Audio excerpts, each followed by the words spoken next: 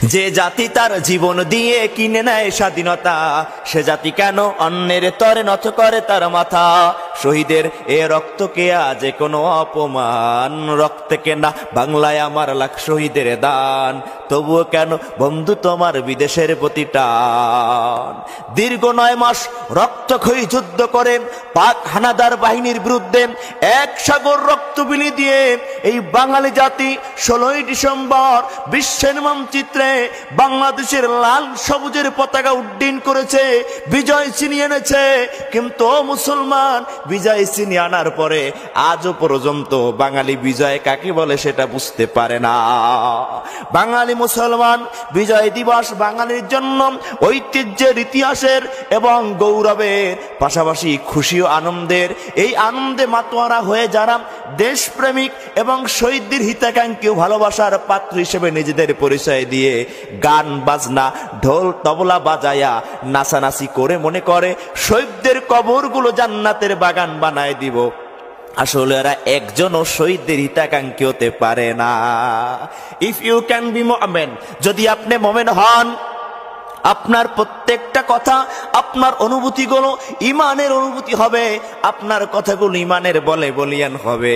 শহীদদের হিতাকাঙ্ক্ষী আর ভালোবাসার মানুষ হচ্ছেন তারা যারা কিনা দুটো হাত তুলে শহীদদের রুহের মাগফিরাত কামনায় দোয়া করে।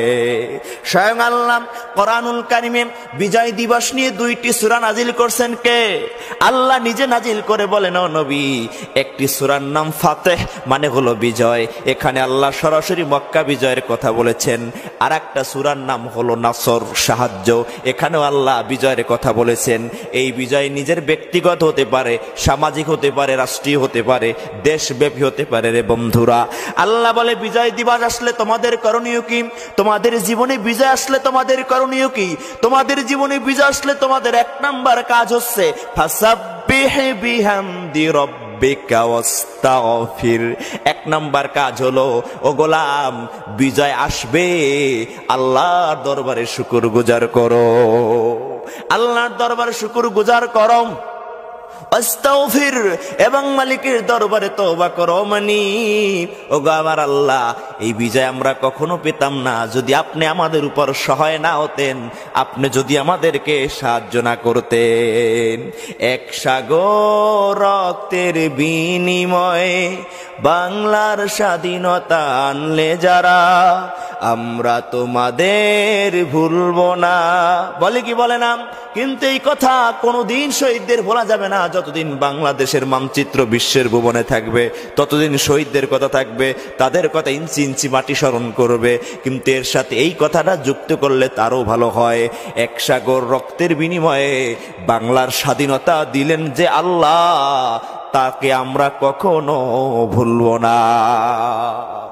বিজয় দিবস নিয়ে কথা বলতে হলে কনসেপ্ট ক্লিয়ার করা দরকার। খলিফাতুল মুমিনিন ওমর রাদিয়াল্লাহু তাআলা আনহু পারস্য সম্রাটের কাছে দলবল নিয়ে হাজির হয়ে গেলেন আল্লাহর জমিনে আল্লাহর দিন প্রতিষ্ঠিত করার জন্য। খলিফা যখন হাজির হয়ে গেলেন, পারস্য সম্রাট ডেকে বললেন, কেন তারা আসছেন? আপনাদের সাথে আমরা বসতে চাই। কি কারণে আপনারা আসছেন? বসবো, কথা বলবো, আমরা 2 জনে মিলে একটা বিষয় শেয়ার করব। কোন বিষয় নিয়ে আসছেন? কথা বলার ফাঁকে পারস্য সম্রাট মুসলিম প্রতিনিধিকে ডেকে বললেন, কেন আসছেন আপনি? মুসলিম প্রতিনিধি বললেন, আমরা আসছি আল্লাহর জমিনে আল্লাহর দিন প্রতিষ্ঠিত করার জন্য। 1 নাম্বার কথা হলো, আপনাদের কে পাঠিয়েছেন? মুসলিম সেনাপতি, মুসলিম প্রতিনিধি।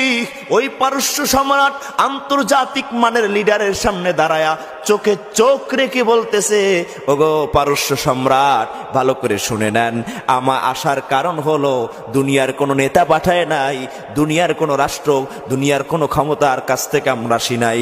আমরা একজনের কাছ থেকে এসেছি, তিনি হলেন আসমান জমিন সমস্ত বিশ্ব সম্মুখের মহামালিক, আল্লাহর পক্ষ থেকে এসেছি। সুতরাং আল্লাহর পক্ষ থেকে আসছি, আল্লাহর জমিনে আল্লাহর দিন প্রতিষ্ঠিত করব।